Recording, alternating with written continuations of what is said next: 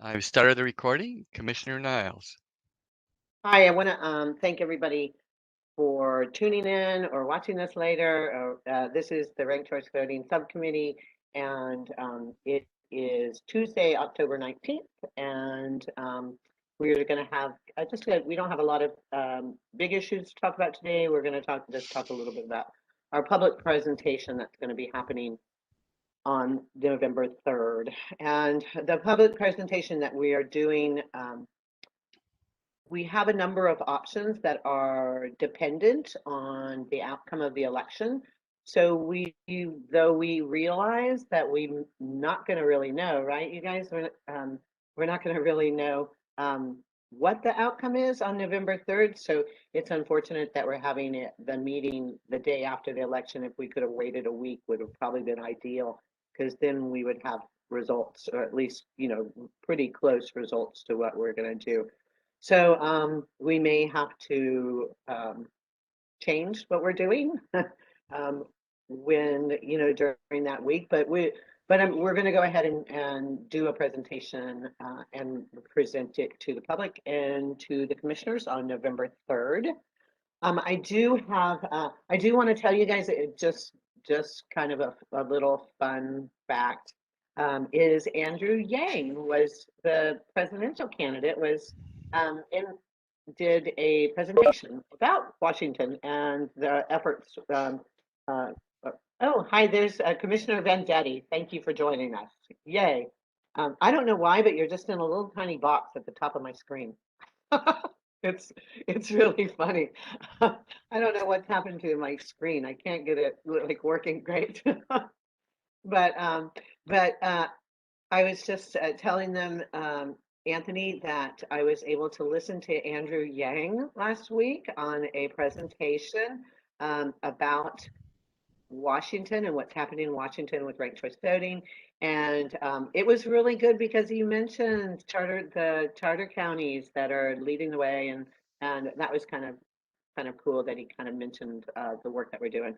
And there was a lot of confidence that the options bill is going to be successful in the next couple of legislation. So that's a good thing too. But he did make a comment about, things happen from the bottom up, and that he applauded, local municipalities that are putting ranked choice voting together. So that was kind of fun to be a part of, and that was just a little side note, a little mention. Today, you guys, the only real thing that I have to talk to you guys about is the presentation and the presentation of that, and survey questions, and the FAQs for ranked choice voting. And when I was talking to one of the ranked choice voting advocates and the attorney, the presentation, I think, is like, if you just present what we have, with the different options all in one thing, like 8 pages, and say, here, look at that. It's a little overwhelming, right? So I'm thinking that I'm going to present that as like, okay, 1, here's, and then there's that option. And then 2, this is this option, should that happen. And 3, this is that option. We did mention, Anthony, before you joined us, is, we are giving a public presentation on options that are contingent on the election, and it's kind of unfortunate that we scheduled a commission meeting the day after, because we won't really have a good idea what the election results is. It's I don't know, maybe it's something that we should take to the executive board and see, like, can we have a meeting the Wednesday following, because we would definitely know a lot more. But we are where we're at, and we do have a meeting. So I'm going to put that presentation together with kind of that format, like, okay, here is what we have if we're doing the top 2, and here is what we have if everything is nonpartisan, and here is what we have, and kind of just separating things and I think it'll be easier for people to kind of digest. What do you guys feel about that? If there's the election results shows some of our proposals, amendments in the high 50s or even 60s, I got a hunch those are going to stand the time. If they get 55 or below, or even 56, 57, might be a little tighter. But those that get in the high 50s and low 60s usually stand the test of time. Yeah, I think that, we may have a good idea, but, there's always a possibility that we don't. So Yeah. I'm going to put the presentation together for like all the three options. And so anybody have any thoughts about any other advice on like how to set it up and send it out to commissioners to make it easier for people to digest? It is a lot of, it's a lot of information, especially when you look at, like when the ballot language that I sent you guys, that's like 7 pages. But when you really like separate it, like it's only 1 page per option. And even when I was looking at it, I'm like, oh my God, look at that. And it's not like that. And then I was going to do a separate, like, do like, separate everyone out. And then I know that, you guys have been involved in email back and forth with Greg Kimsey and that kind of stuff. And then address that issue separately, because that issue will be a part of any proposal that we put together. And we are still working with him, and we'll probably end up having Dave O'Brien kind of meet with him, and instead of going back and forth with language and that kind of stuff. And so that's the last I heard about that. So we would have the presentation would have the three separate pieces of PDFs, and then the Kimsey's concerns PDF. I just want commissioners to really feel confident that we addressed the auditor's concerns, and that we wanted to make sure that we give him everything he needs and everything that he's asking for to make ranked choice voting work, and make it work easily and doable. How does that sound as far as a presentation? Anybody good at making slides? Mm, I can always wrangle my husband. That's what he does for a living. See if he can do that. Um, make a little slideshow to go with it as well, since it is a public presentation. Um,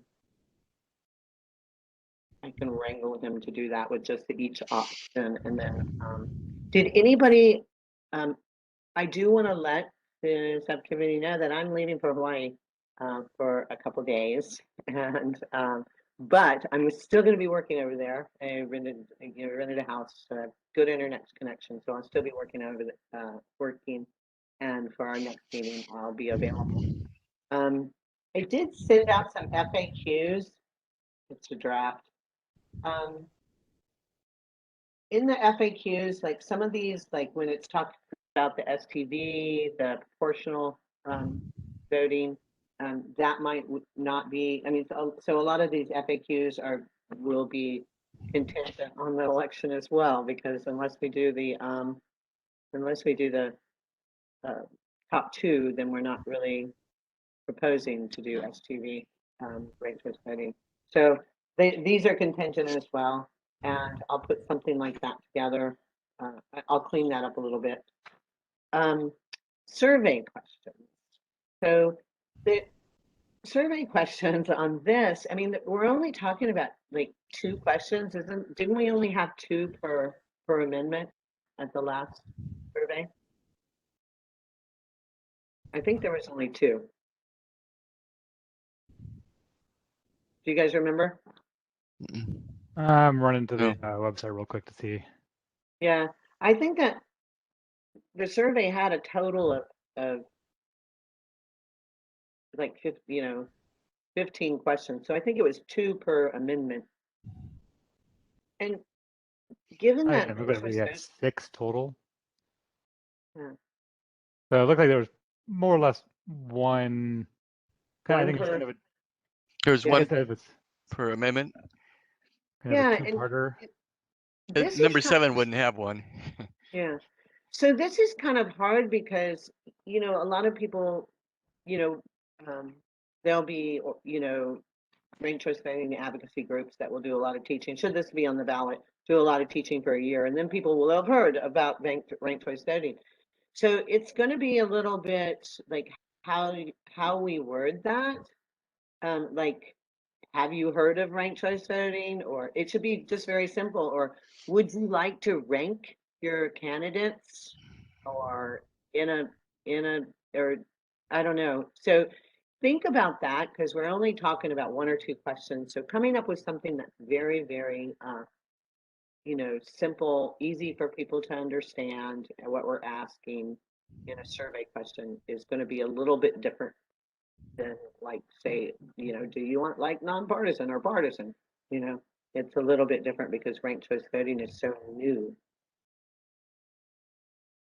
What do you guys think? Any thoughts on that? Like what would I be think I would definitely go for descriptions rather than ranked choice, like just calling it ranked choice voting, but being like more of a description of what it is. yeah, I think we have to be more forward on that stuff anyways, because I found from when we were going over the survey data last time, it was like people were just confused. They didn't know what we were talking about in a lot of cases. So I think it's like making sure our survey language is really clear, even just linking to some other source for people to get an explanation of what they're answering the survey question on so that we're not just getting a bunch of responses of I need further information before I answer this question. right. That that totally makes sense. So I think that we can put like, instead of we can put a little bit like, a little explanation like ranked choice voting is a type of voting that's used. You can put what it does in it and so like a little like explanation, not advocating for, not and then just saying, is this something that you would be How interested in about seeing? saying Just let me finish, Doug. oh, Yeah, is this something that you would be interested in seeing, or are you interested in learning more about? Yeah. Okay, go Doug. Go ahead, Doug.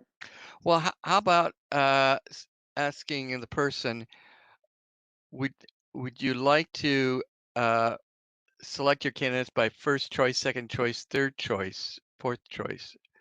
So it gets in the picture and their idea of how or who would be your first choice, second choice, third choice. Would you like to have you be able to vote that way, or so, have to work on the exact language, but at least it gives a picture of because they have to sit there and think of, as Dorothy was saying, you have to sort of think, what is ranked choice voting. But if you explain it in a way that tells them what method that they have to use or think about it, then they'll get it, I think. Dorothy, how did you guys approach when you were doing a lot of work around this, like, to somebody that has never heard of it? What was your best approach? Did you? Our best approach was when we did like mock voting things. We used like pick your favorite snack, or like we did a cookie contest, like a cookie one. It was like and then we Right. just went through the process. But that's like I don't know like if we can do that in this situation, because that was a lot of like in person, really running through people through the process. So I think like if we just maybe link to videos or something, that might be really super helpful. If we can link in the survey, that's going to be our biggest like way to really teach people Explain what it. we're talking about. I know Uh, there's so many good videos out there about like in very simple terms. I think I told you guys the story from the Or maybe we could put a sample ballot, like a grid ballot, and say, because I did, when the Utah election official was at the auditor's meeting, he actually said that they went into an assisted living facility. They handed out ballots, and these were people that had been, voting for, their entire lives, and they didn't give them any instructions at all. And they did it, and they didn't make any mistakes, because it's very, like, some of the ballots had the little picture of the that you're filling in the thing at the top. Maybe, like, along with our survey, we can do a little sample ballot, because that's very self-explanatory. I think most people get it, you know. Uh, and at least they'll know what we're talking about. We're not trying to sell them on it. We're just trying to, this is what we're talking about, and show a ballot. That might be something to think about. The surveys for whatever we do for all the committees, it is tough. There's assumption out there that the people are understanding our language. There's assumption that the people are really understanding government. I happened to listen to a conversation. I was getting my tire filled at a auto place and listening to the dialogue going on, and I think, oh, these people are so. I mean, they're the average probably voter out there, but they are definitely disconnected to what's how their government works and what's happening. And that's what's so scary about the issues going on in our democracy right now. So this is also, this survey is going to be going out really quickly. So as far as like actually getting the survey out, it's really going to be up to commissioners just to kind of mail it out and get it out and poke some people to, like, oh, you need to vote, you need to take this survey, because we don't have a lot of time for survey results. And so, do you have any thoughts about that, Anthony? What do you think about like a sample ballot as, like, oh, would you like to? Yeah, my mind immediately went the same way Dorothy's. Is like something like the easy to understand sample ballot that's not even representing people, but you know that was kind of the first place my head went as well. So Right. I think Okay, well, we have a little time to think about that. So you guys give that some thought on how you would put that together, because really it will truly just be a couple questions, and that's it. As far as FAQs, I sent some FAQs which were just, and I think everybody got them. I don't know. They're very, very simple. And I clean them up. If anybody wants to, like, take a look and add or subtract from anything from them, that's fine. This is, it'll be, um, they're not advocacy statements at all. It's just like, what is it? How are they counted?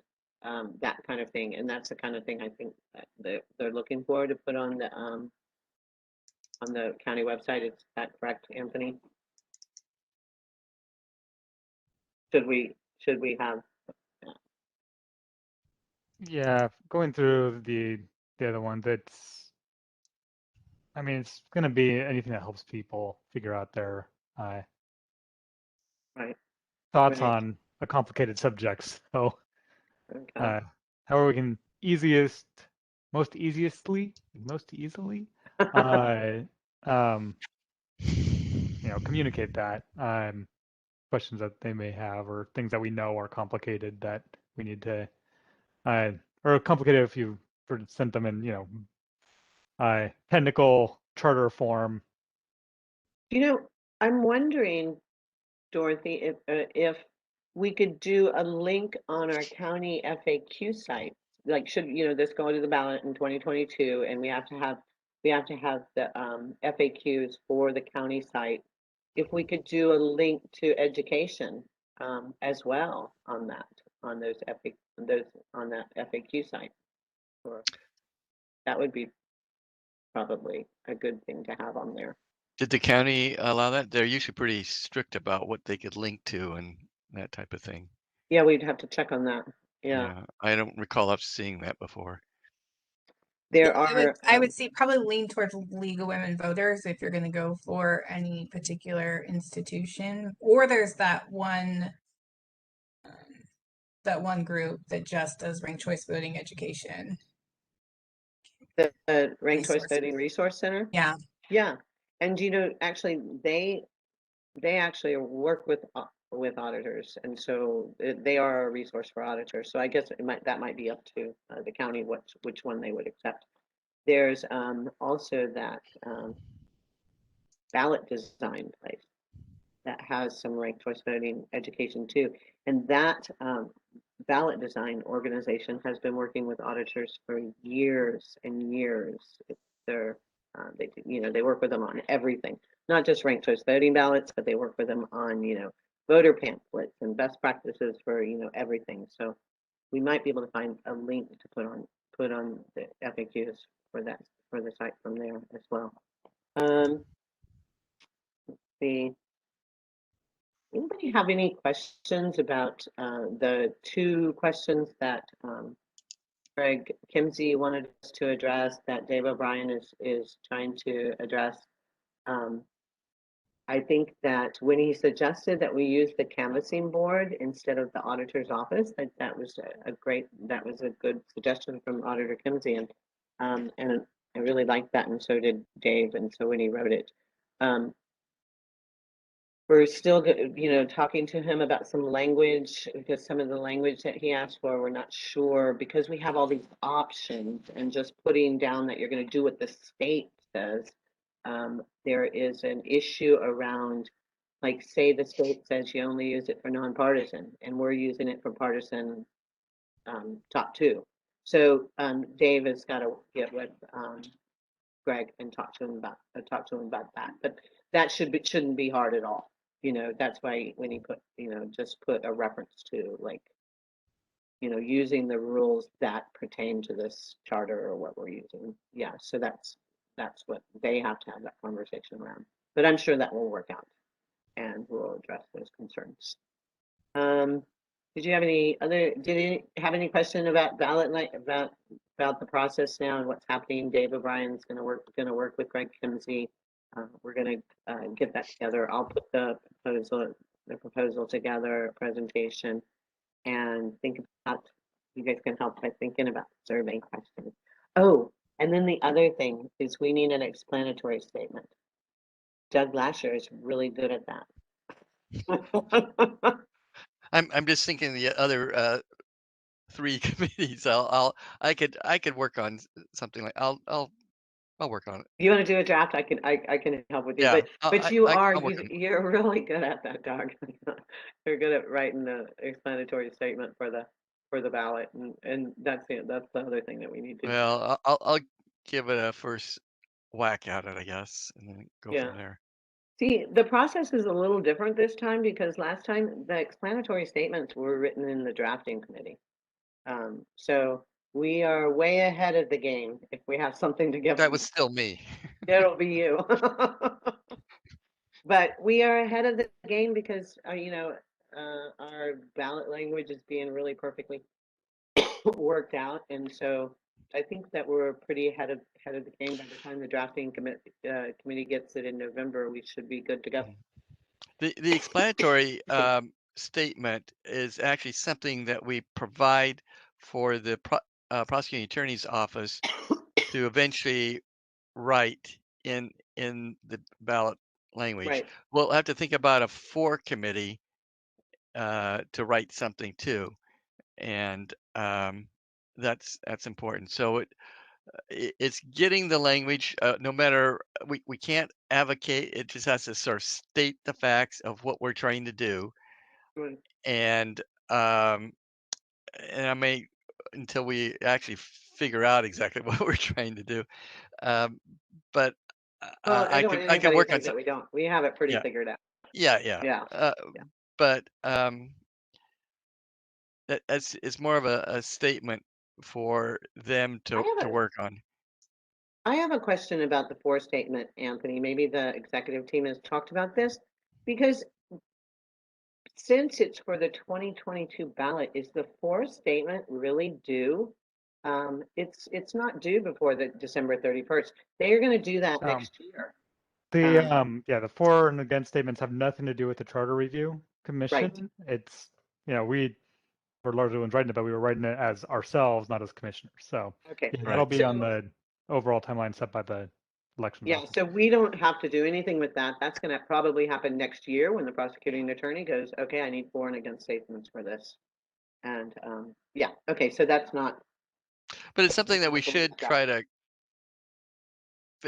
once we figure out what we're going to do, we should write it now while it's still fresh in our minds. Because if we wait 4 months or so, it's going to get fuzzy. At least for me, it does. You know what? I got a lot on my plate right now, and so writing the Well, four I'm statements, talking. I'm and talking then about also like yeah, December. yeah, Yes. but the committee, I think that you're going to have and this is just me personally, I think you're going to have so many advocacy groups coming in that four statement. There will be people fighting to write that. Yeah, I Um, would reach out to League of Women Voters, Fair Vote, know. and have them put representatives on that for committee and let them I write know. it. Good Yeah. idea. There's no reason for us to really even worry about it. As long as we like probably check in with them and make sure that they meet the deadline, but I don't see any reason why we have to do the work when there's so many organizations that can locally that can offer people to write it. I did talk to Colin Cole, who's with it's the Equitable Governance or something, and he's actually really been working with at the state level. And but there's a coalition of over like 28 organizations in Washington State that are working on it. So there's a huge coalition of people that will want to do that work. So that's good. So I don't have anything else really to ask to talk about. If anybody has any questions, we have a meeting next week, and I will work on. I'm going to spend my 5-hour flight to Hawaii to put the presentation together. That's what I'll do during my flight. And so I will send that out, and then and you guys can look at it and give me feedback on that, because then after we meet on Tuesday and I get your feedback on what I'm going to present to the commissioners and the public, then I will send it out to the commissioners after Tuesday after I get it okay from you guys. That sounds reasonable. Yeah. Okay, cool. And okay, well, I think that's Doug, you have anything? Anthony, anything? You good? No. Okay. We made it in half an hour. That's awesome. All right. Okay. I will. So Do you I'm want me to going stop the no, recording? well, can I adjourn the meeting first? Oh, Okay, okay. so I'm gonna adjourn the meeting at 5:33. Thanks everybody for coming, and I really appreciate everybody's engagement and in this process. Thank you. Bye.